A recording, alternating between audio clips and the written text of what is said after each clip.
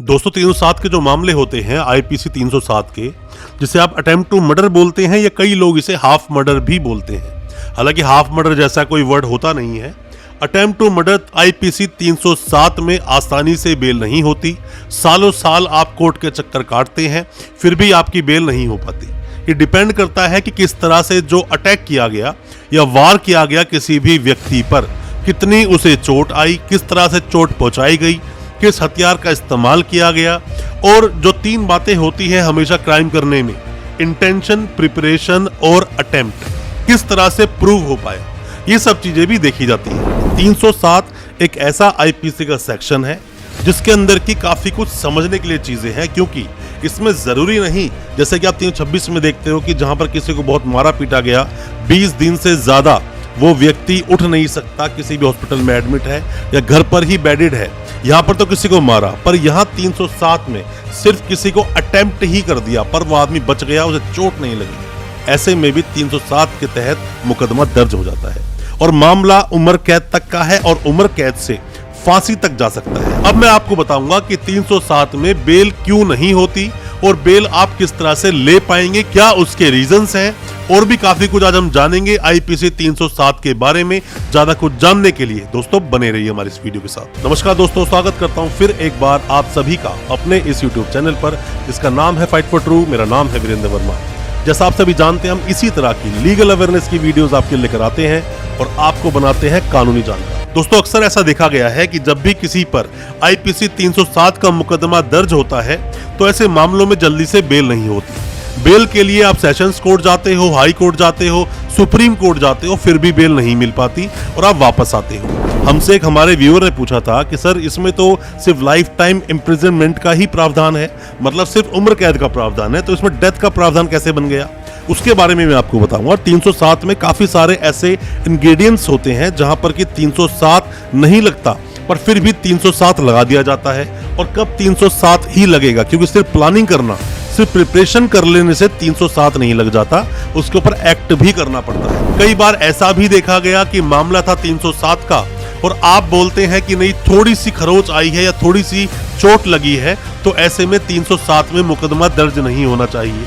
उसके ऊपर जो पिछली हमने वीडियो बनाई थी, जजमेंट जो मैंने आपको बताया था एसके खाजा वर्सेस स्टेट ऑफ महाराष्ट्र का, उस वीडियो को आप देखिए। हालांकि लास्ट में मैं उस वीडियो को लगा दूंगा, उस वीडियो को आप देखेंगे तो जान पाएंगे कि 307 कब लगता है और कब नहीं लगता है।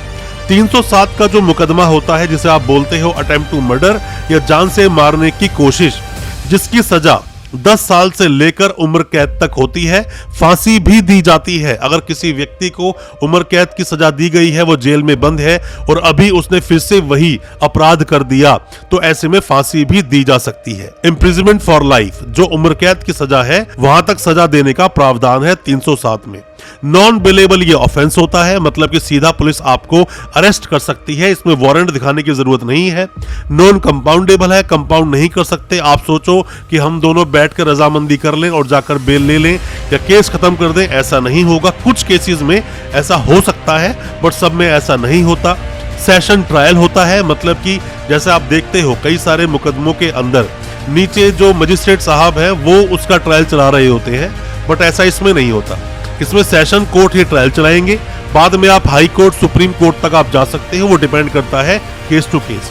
कोई भी मामला हो, सेशन ट्रायल लगेगा, बेल भी आपकी शुरुआत जो होगी सेशन से ही होगी, सेशन कोर्ट में आप बेल लगाएंगे। अब दोस्तों एक बात बहुत जरा सामने आती है, आप अगर कोई भी नए वकील साहब है, अभी लॉ स्टूडेंट है, या आपने केस को लड़ना अभी शुरू किया है, जैसे हम लोग जब केस लड़ते हैं तो 307 में बहुत ज्यादा एक अजीब तरह की चीजें हमारे सामने खड़ी होती हैं। जैसे कि 302 में क्या होता है कि सामने वाला व्यक्ति मर चुका है तो वो अपनी गवाही देने आएगा नहीं, पर 307 में वो व्यक्ति सामने ही खड़ा है, या तो वो बच गया, फॉर्चुनेटली अच्छी बात है वो बच गया, और या फिर वो मरते मरते, मतलब ये समझ लो कि अगर लगती वो चीज तो वो मर ही गया था।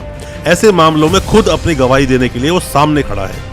और ज्यादा प्रॉब्लम कहां होती है, जब वहां पर जो वेपन होता है जिससे कि मारने का प्रयास किया गया या मारा गया, वो बरामद हो गया हो, और साथ में ही गवाही जो हो रही है एमएलसी के रिलेट की जाती है, एमएलसी को देखा जाता है, तो ऐसी चीजों में सामने और ज्यादा कॉम्प्लिकेटेड हो जाती है। मेरा मानना है जितने भी क्रिमिनल केसेस लड़ते हैं वकील साहब, जैसे हम लोग से क्रिमिनल केसेस ही लड़ते हैं, हम सिविल को नहीं देखते, तो क्रिमिनल केसेस को लड़ने के लिए 302 से ज्यादा कॉम्प्लिकेटेड केस माना जाता है 307 को। हालांकि 307 में बेल थोड़ा पहले हो जाती है, बट फिर भी 307 को लड़ना थोड़ा सा क्रिटिकल होता है, थोड़ा सा चुनौती भरा होता है, क्योंकि 326 में जहां पर ग्रीवियस हर्ट हुई, ग्रीवियस हर्ट कहां पर है, 320 आईपीसी को पढ़ लेना, जिसमें कि 324, 325, 326 को आपको पढ़ना चाहिए।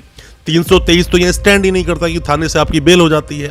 307 सीरियस नेचर का अपराध होता है, बहुत सीरियस इसको माना जाता है। जिसको चोट लगी, जो मर सकता था, वो सामने खड़ा है, अब उसको तोड़ना बड़ा मुश्किल हो जाता है। कैसे आप अपने क्लाइंट को निकालोगे, पूरी तरीके से बरी करवाओगे, वो बहुत मुश्किल चैलेंजिंग चीज होती है।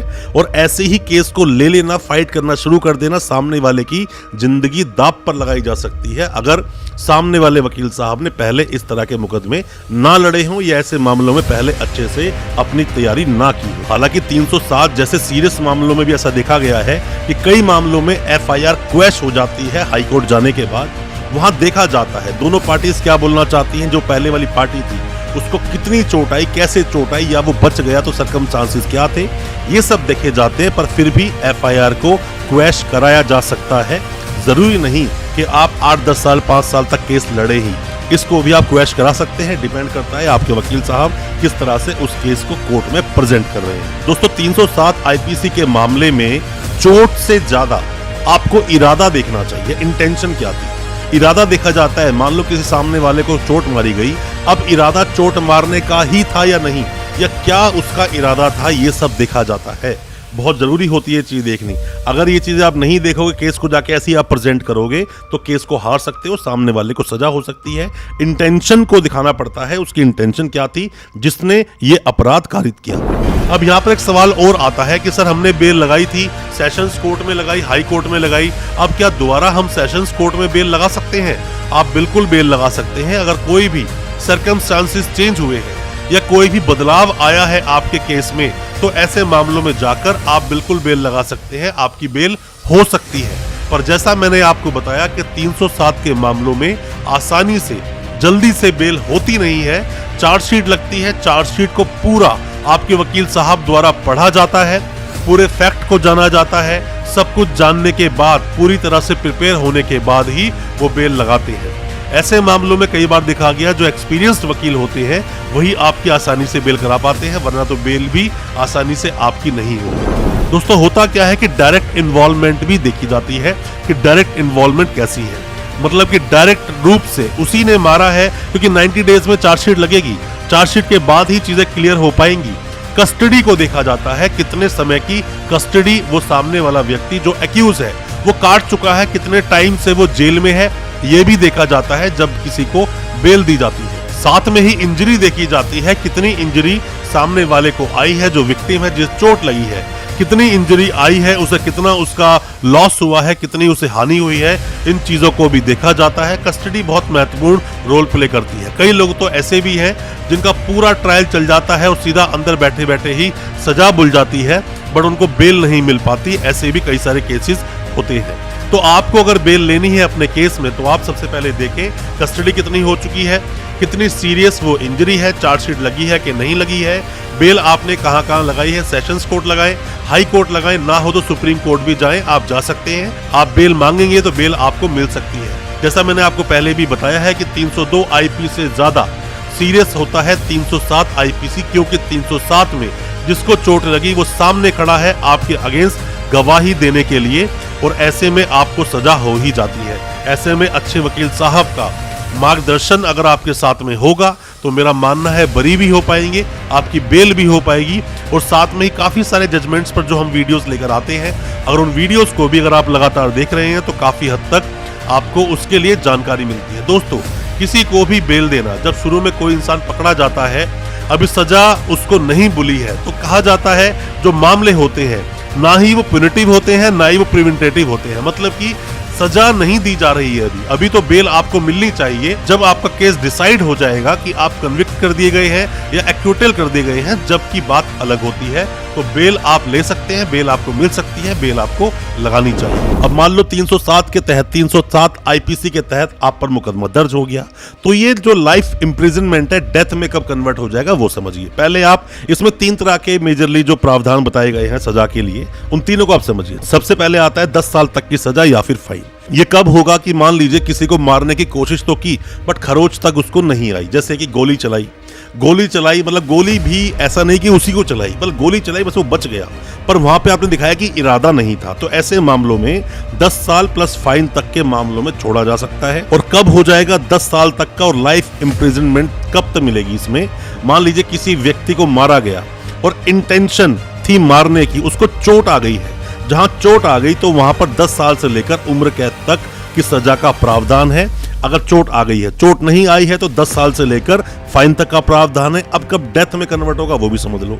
मान लीजिए कोई भी व्यक्ति, अभी कोई भी किसी को लाइफ इंप्रिजनमेंट मिली है, उम्र कैद मिली है, अब वो जेल में है, सजा काट रहा है और अंदर ही उसने किसी पर ऐसा कोई अपराध किया कि इंसान बस मरते मरते बच गया या फिर इतनी चोट मार दी कि वो बच ही गया, तो ऐसे मामले में उसको अब लाइफ इंप्रिजनमेंट ना देकर उसको डेथ सेंटेंस दी जाएगी और ऐसे मामले अब उसको डेथ पनिशमेंट की सजा मिलेगी। दोस्तों मैं उम्मीद करता हूं 307 आपको समझ आया होगा। फिर भी कोई भी किसी भी तरह के सवाल आपके दिल में है, कमेंट बॉक्स में सवालों को पूछें।